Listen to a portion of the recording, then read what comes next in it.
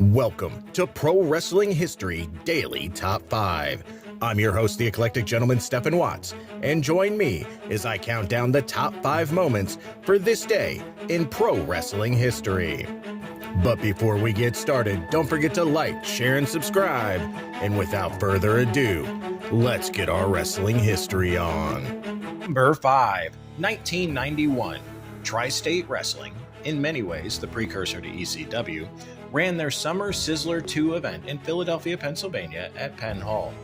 The show, which drew only 550 fans, was headlined by a unique three falls match between Cactus Jack and Eddie Gilbert, in which each fall had a different stipulation.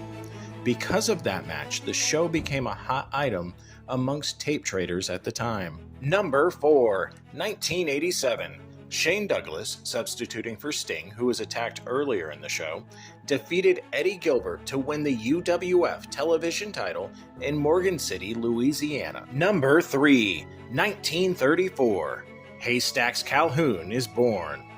A major draw in the 50s and 60s, he was one of the first big men on your wrestling TV. Number 2, 1924. Karl Gotch is born.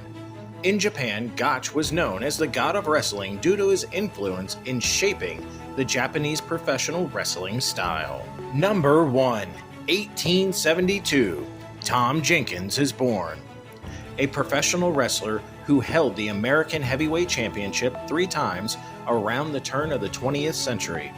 On May 4th, 1905 at Madison Square Garden, he wrestled for the newly created World Catch as Catch Can Championship, but lost to George Hackenschmidt.